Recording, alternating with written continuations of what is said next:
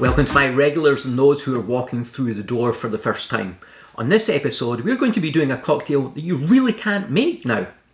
One of the ingredients, Kina Lillet, is no longer available, but that's not going to stop us. So what we're going to do is we're going to try Lillet Blanc and Cocchi Americano, and we are going to be making a Campden Cocktail. Now, Kina Lillet, actually, let's talk a little bit what other drinks are in there. So, of course, famous one is the Vesper. You know, James Bond, vodka, gin, Kina Lillet. And I do actually have a video talking a little bit more about that one. And what we use in there as an alternative is Lillet Blanc. But what's the difference? And why is Kina Lillet not available any longer? Well, let's actually start about the flavour that was in Kina Lillet. And it was quinine, however you want to pronounce it. And the history of quinine is that it was found way back, I think even as early as the 1600s, that the bark of the cinchona tree is what contains quinine and is an anti-malarial. So as you think about the way that's actually slipped into drinks, it may be a little bit of a dark history, because most of the uses in drinks that we have now, and one that you know most famously would be tonic water for in your gin, was to, let's say, protect travellers who were going to those countries that had malaria in them. And they were maybe going as missionaries, or maybe they were actually going just to take over that country, maybe loot its natural resources. You know, even something like maybe a beer that you drink like IPA, India Pale Ale. Why is it called India Pale Ale? Well, it's because hops have got more of are an antibacterial, and the British wanted to enjoy their beer, so what they did is when it was getting transported to prevent it from going off, they'd actually add more hops to it, which is why you get an IPA, India Pale Ale. Not the kind of shitty pale ales, India Pale Ales that you get nowadays, which have just got absolutely no subtlety whatsoever. So that's quinine, and that's how it got into the drinks, and that's how gin and tonic came about as well, which was how could you make something that was very bitter tasting, something that was palatable, and also be taken on a regular basis as well. So Kina Lillet, so tonic water was used, mostly by the British, for gin and tonics. And that was a way that you could take that in, and of course officers in the army and wherever, they would, you know, have a daily gin and tonic. Other areas, maybe France, Italy, wherever, what they would do is they would make a fortified wine, and they'd actually add the cinchona bark in there, and you're going to get the quinine in there as well. And Kina Lillet was one of those drinks. It was bitter. It was bitterness that was in there, and that's why we can't make this drink anymore, because Kina Lillet doesn't exist. Back in 1986, Lillet actually changed the recipe to favour the change in tastes of the world, and maybe keep their brand being sold. Why not? Market factors in there, a little bit of capitalism. But it's interesting, now you're actually losing sort of one of those historical flavours. Hopefully at some point somebody will remake that. Maybe Kina Lillet will actually come back to actually thinking about, you know what, maybe we should actually make a version of this. Still keep the Lillet Blanc. Oh, Lillet Blanc was what was actually replaced with a little bit sweeter, a little bit more syrupy, and none of that bitterness in it. And that's what we now know of as today. So hopefully somebody will make a new version of that, you know, definitely. I'd certainly like to try it. Okay, so what we're actually going to do is we're going to try Lillet Blanc. Now, what some people do is they might put in, say, Angostura Bitters just to add a little bit of that bitterness. We're not going to do it. We're just going to use Lillet Blanc. You smoking something? We're going to use Lillet Blanc, Blanc, and we're also going to try. This is an Italian one, Cocchi Americano.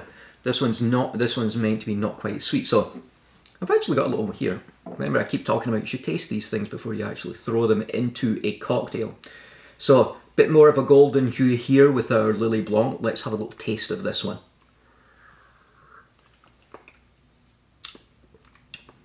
Pleasant, sweet, wine, a little bit fortified. Of course, these are generally macerated with maybe herbs, maybe some spices in there, but nothing particularly, nothing outrageous, nothing extreme. And this can be drunk, you know, the French drink this chilled, you know, straight over ice. Very, very refreshing. Cocchi Americano. Not as sweet. There's more of a, let me put my finger on it a second, hold on.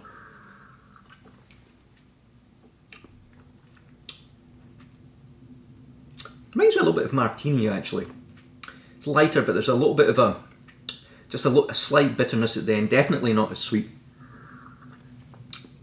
That one's definitely more syrupy. It's actually more fruity. Now that I'm tasting the two one after the other, there's definitely more of a fruitiness in that one. It's actually nice after drinking the more bitter one.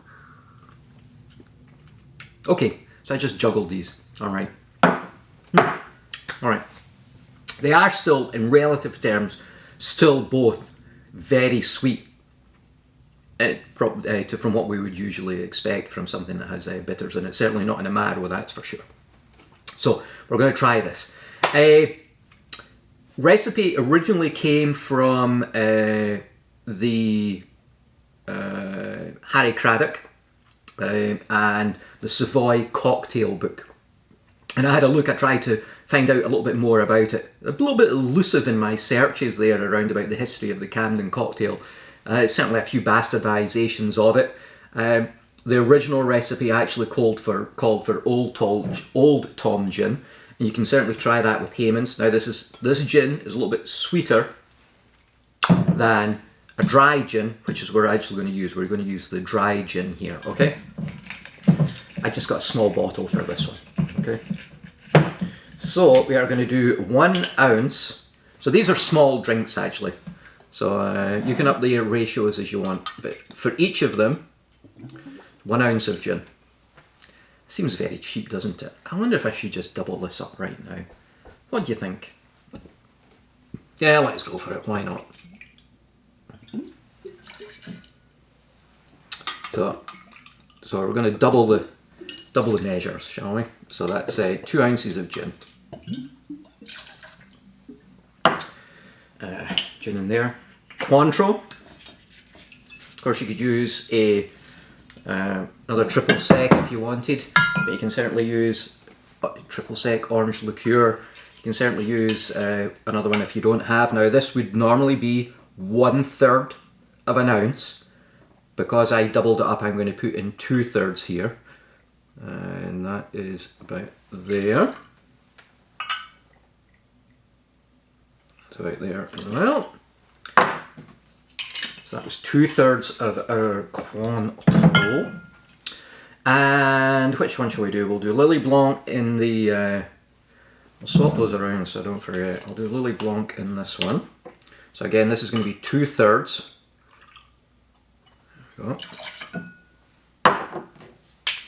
As I said, you could add bitters to this, but it will change the colour of the drink a little bit, okay? We're not doing that. And 2/3 of our Cocchi Americano. And there we go. And that is it. We're not shaking, we are stirring. So we will get our ice. Should I pour these out? What do I do with these? Such a difficult decision on what to do to clean up after yourself.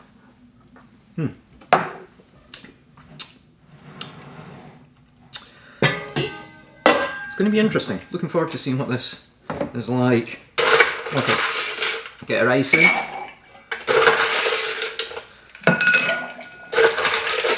It's chilled. Okay.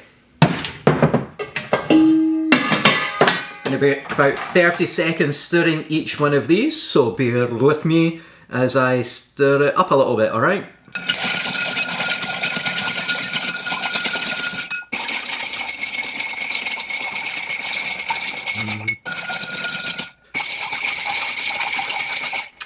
that should do us.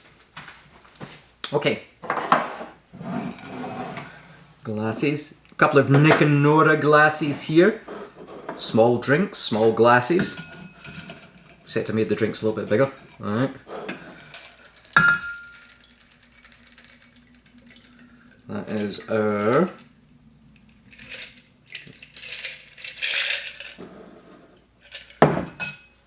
Lillet Blanc.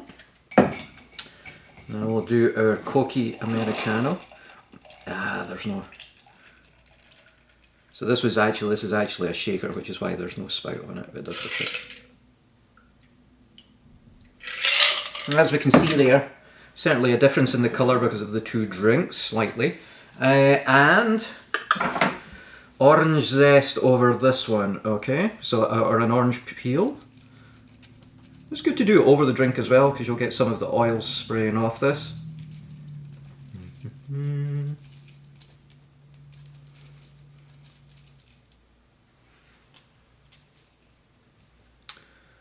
There's one. Oh, that looks good, doesn't it?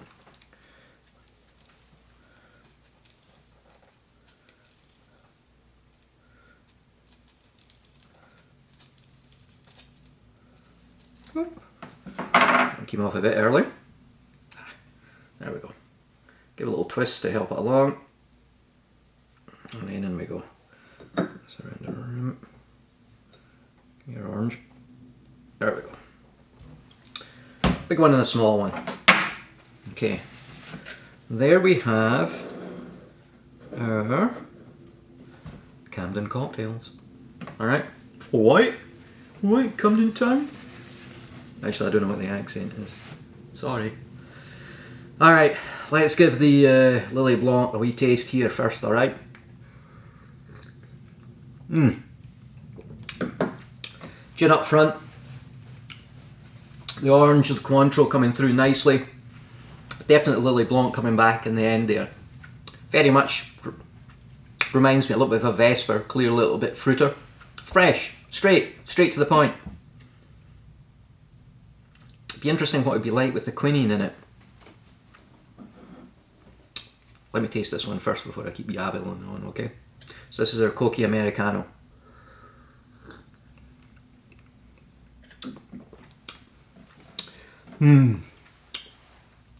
Good, definitely. Definitely not as sweet. A little bit more astringency coming through because of the Cocchi Americano. Gin. It's a gin drink, that's what it is. I mean, you're talking about 1 ounce of gin to a third of each of the other, so it's coming through pretty strong. That's why I think having these as small drinks probably makes perfect sense. Go through this again though, okay? We have to keep tasting, don't we?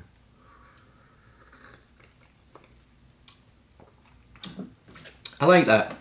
The interesting thing is, because I've been making Vespers with that, it brings back the memory of those tastes.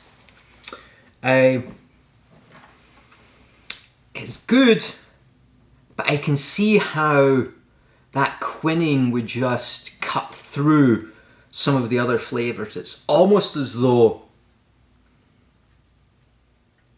how would I word this? It's single-sided. That's what it is. It's straight. There's no, it's not arrogant about anything. It's just straight to the fucking point. It's like, I know what I am, and I'm glad I am a man, or whatever. I'm glad I know what I am, I'm glad I'm that. But I think the quinine in there, and you can actually make quinine syrup yourself, may not be smart to, because it can be very challenging to actually understand the quantity of quinine that you're actually making there yourself, the concentration within a syrup using cinchona bark. Good, clean, fresh. Can't argue it. Okay.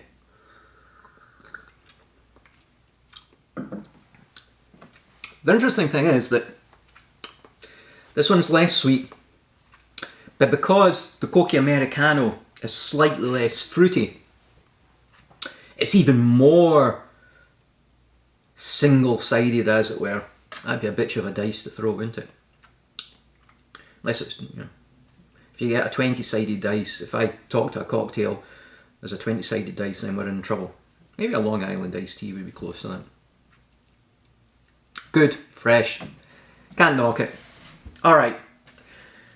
We've done our best. Made a couple of cocktails without Kina Lillet. Somebody please freaking make it, alright? Let's see what these drinks were. Thank you to Harry Craddock and the Savoy cocktail book for this one. Anyway, everybody, if you happen to have these ingredients, give it a shot. If you like gin cocktails, you're not going to be disappointed, definitely not. Alright everybody, cheers and enjoy your Campden cocktails, alright? It's delicious.